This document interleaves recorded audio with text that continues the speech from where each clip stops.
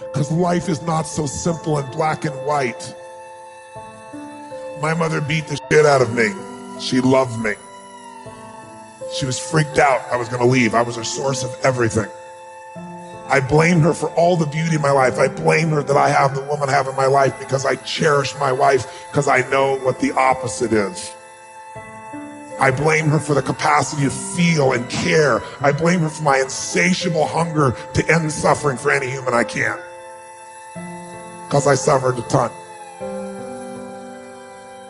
Get emotionally fit by learning to trade what upsets you, which is your expectations that aren't being met. Trade your expectations for appreciation for what you do have.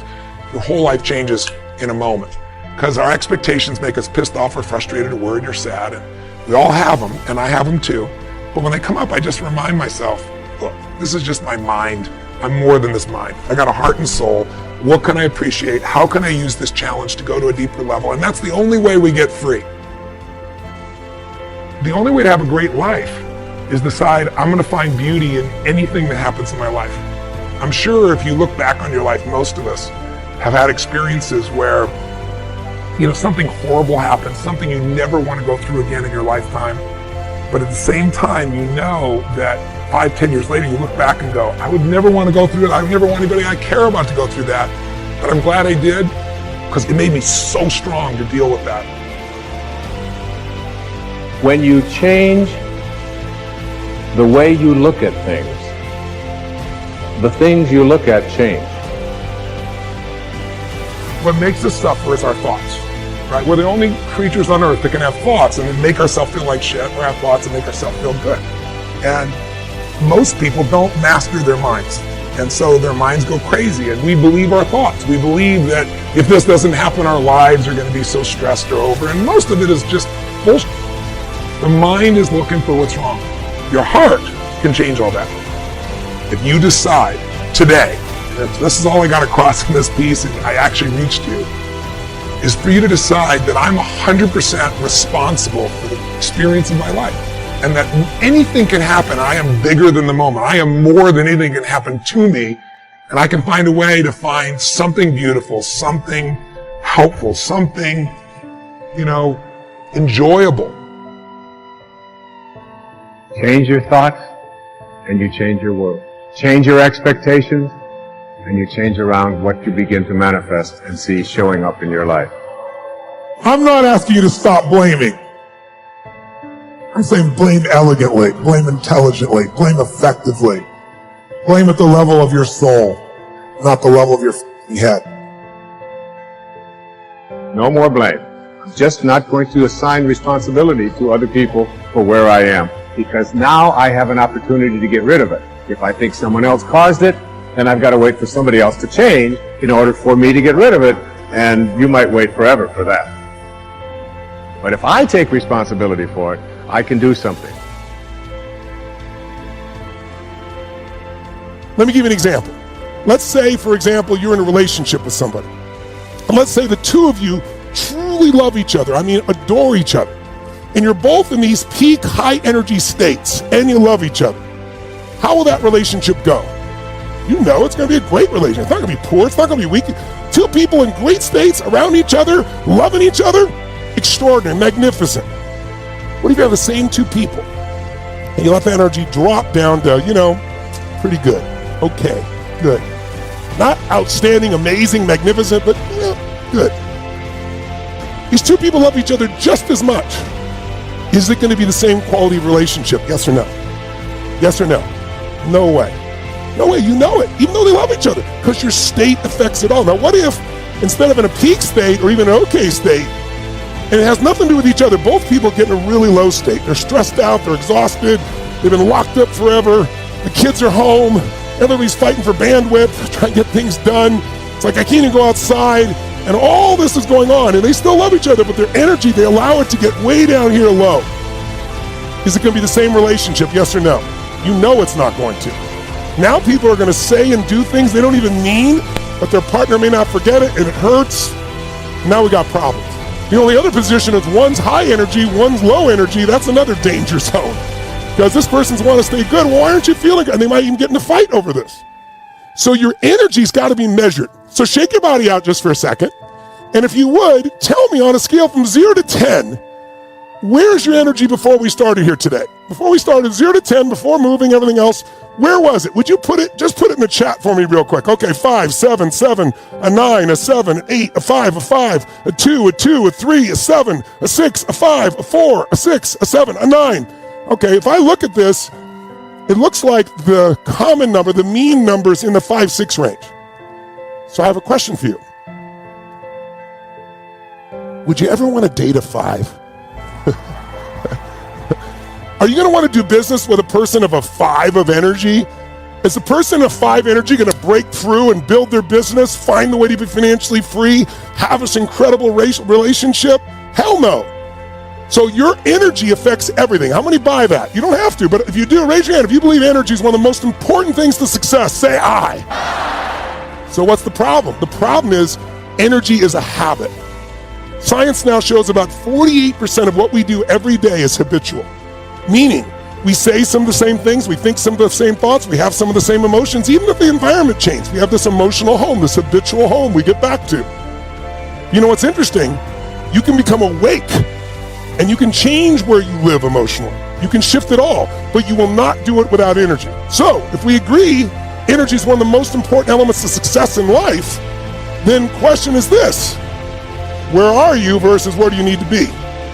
And secondly, where does energy come from? Let's say if this morning, I wake up sometimes, one of the dumbest questions I've been asked in the media my entire career is, I know when they're going to say it, they get this look on their face and they say things like, you seem so energized, your energy's really strong, but don't you have bad days? Don't you have days when you wake up in the morning and you're exhausted and you're just like, you don't feel like doing anything and you're watching TV and eating Cheetos and watching porn? And I said, well, I do some of those things.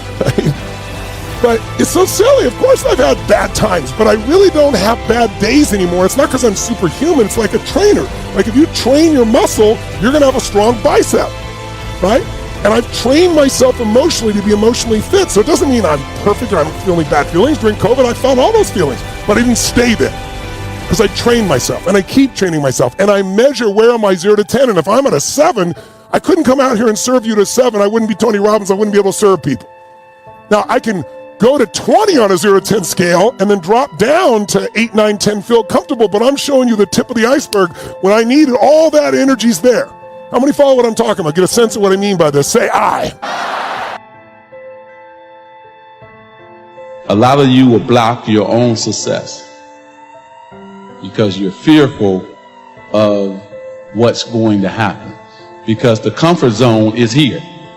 Make a great living. My bills are paid.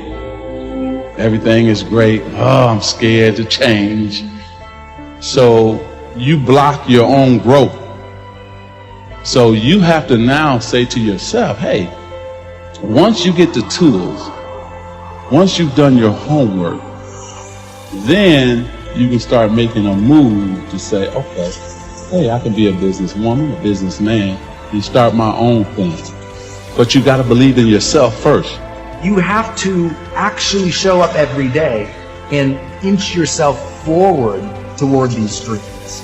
And not only show up every day and once in a while inch yourself, I mean every day you have to actually take an action that moves you forward. Not just research, not just thinking. Look, the power of intention is great, but without any initiative, it's dead, right? A dream is great, but without any movement, it's dead. You have to be moving towards every day. You want to be totally focused. You can't take your eye off the ball. You cannot lose by taking action. You can only lose by not taking action. And if you delay taking action repeatedly over and over again, you develop the habit of never taking action. You get to develop the habit of procrastinating and holding back and so on. Take action. So many people talk about doing something or say, what if? They don't actually get up and do it. Taking action is really, really important. My advice is just to focus on each day. And you have a plan in place of how you want to improve and how you want to get better. And you stick to that plan and trust the fact that, every day that you stick to the plan will get you to your end result. When you fall down, don't stay down, get back up again. When the accuser whispers, look at you. You blew it again. You'll never get it right. Just answer back, yes, I know I'm not perfect, but I am forgiven. I may not be where I should be, but I'm making progress. I'm moving forward. I'm not where I used to be. Don't let guilt poison your future. Empty it out. All you have to do is think, believe in your heart, and you'll achieve. It's not true. There's a lot of people who think wonderful, great thoughts. They believe that I deserve this and I can have this. But they don't do one thing, and this is what causes their problem. They don't take consistent action every day. Most people aren't willing to commit to switching from what's comfortable to what's not long enough for the new to be comfortable.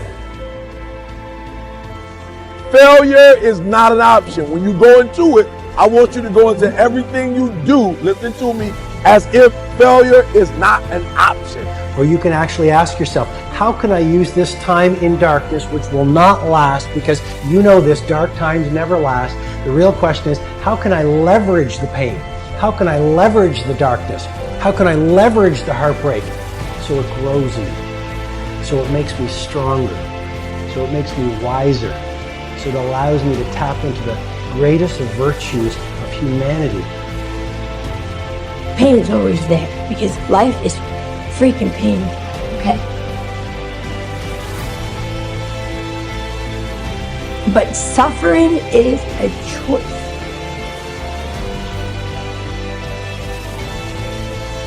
And if you've got in your mind that you think that people don't understand, that's okay. They don't. But you do.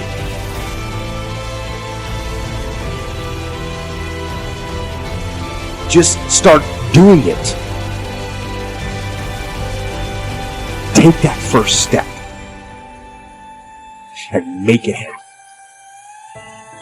Get after it. Get after it here and now.